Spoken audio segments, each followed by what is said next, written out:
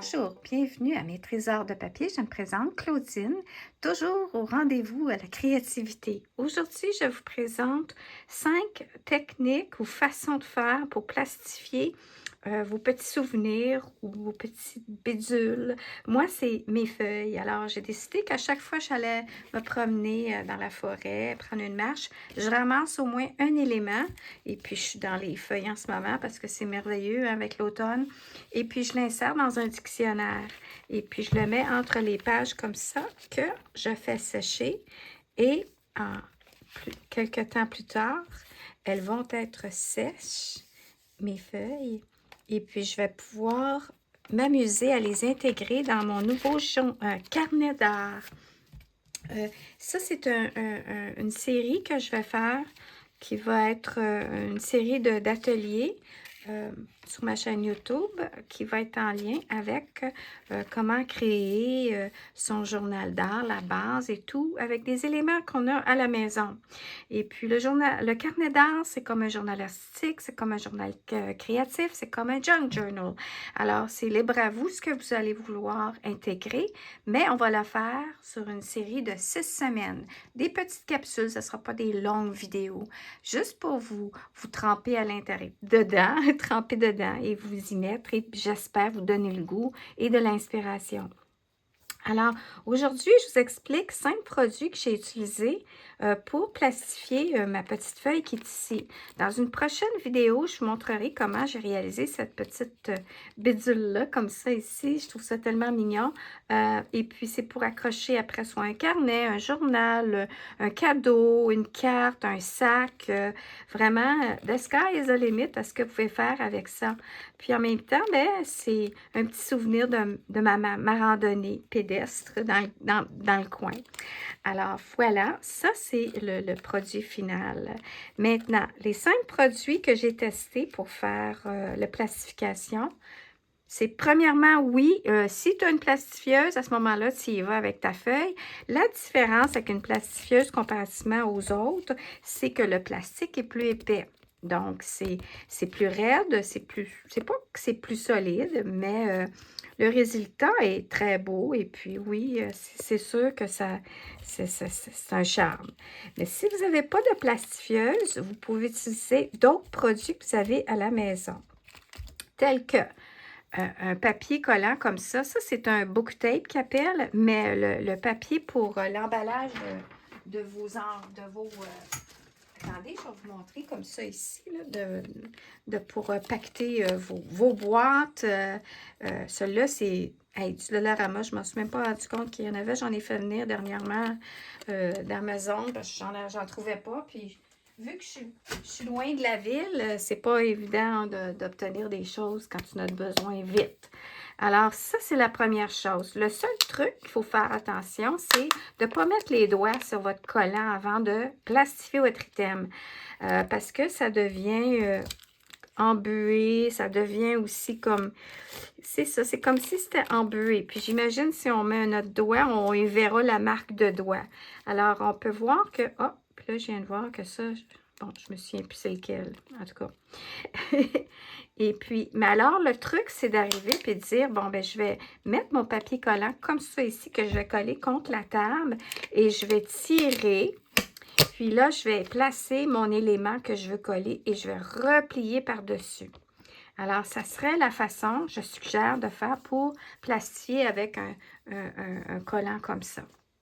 Ensuite, le prochain élément, bien c'est sûr, ça c'était au magasin d'escompte, du Dollarama au Québec. Mais dans un magasin d'escompte, souvent, bien, vous allez remarquer dans le secteur papeterie, emballage cadeau et tout, ça c'est des feuilles auto-laminées. Alors ça a fonctionné. Puis là, je suis en train de me dire, ça c'est la plastifieuse, je ne sais plus c'est laquelle. J'aurais dû l'indiquer. Je me demande si c'est pas celle-là. Attendez, on va sortir puis vérifier l'épaisseur du papier comparativement à lorsqu'on le plastifie. Instruction. Puis là, ici, il montre comment lever. Alors, lui, il est épais. Alors, lui, il est solide, c'est-à-dire il est raide. Alors, lui, fonctionne bien aussi. puis après ça, bon, là, celle-là, je suis embêtée parce que là, ça a tout décollé. Bon. Et celle-ci, c'est le papier collant. Alors, on peut voir avec le papier collant, il faut le tailler. Lorsqu'on l'applique, on peut voir qu'il y a encore comme un genre de petite section non collée. Mais le reste est bien collé. Ensuite, on y va avec... Ça, c'est ma plastifieuse.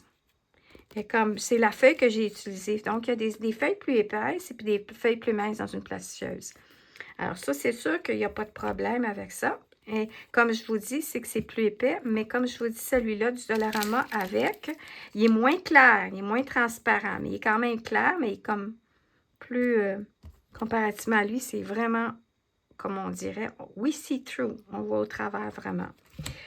Et puis ensuite, on y va avec le papier comme ça ici. Il y a lui, qui est le papier, vous savez, transparent pour couvrir les livres.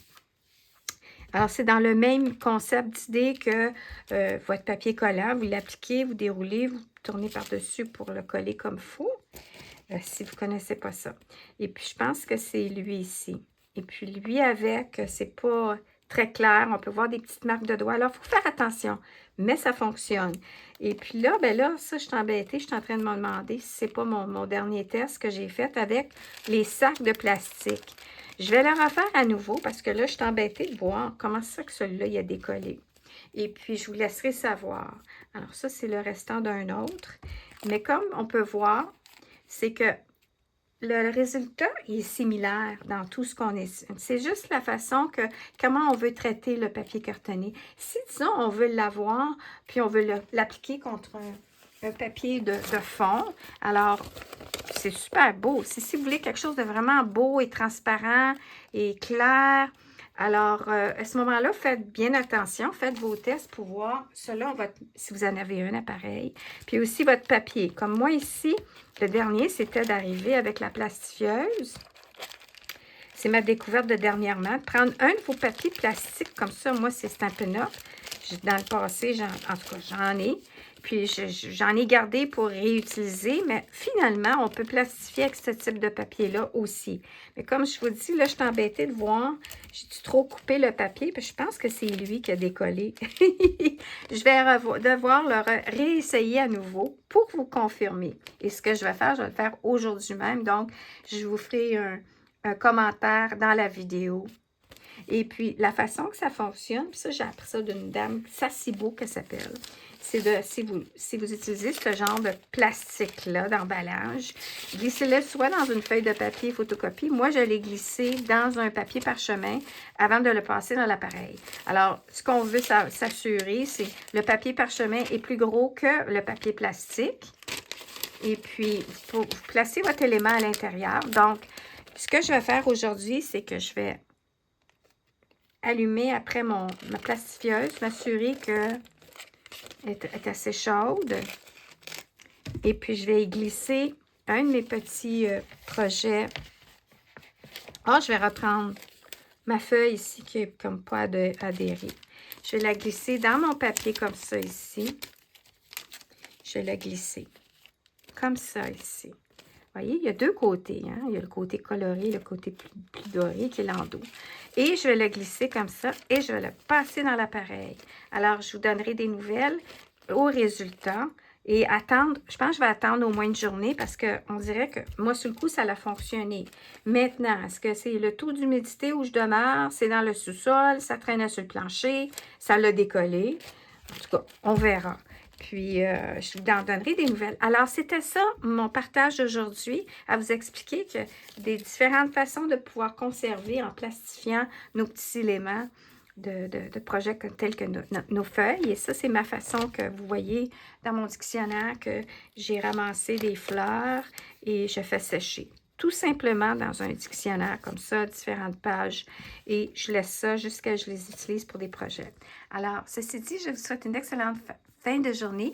Et n'oubliez pas de vous amuser et de vous divertir, d'aller d'aller admirer la nature dans toutes ses couleurs, si vous écoutez cette vidéo aussi durant le mois de septembre au Québec. Et puis, et aimez, thumbs up, partagez et faites-moi signe si vous avez déjà testé ces éléments-là. Commentez, je vous invite à commenter pour me dire si vous avez fait ces essais-là et qu'est-ce que sont vos conclusions. Merci, au revoir.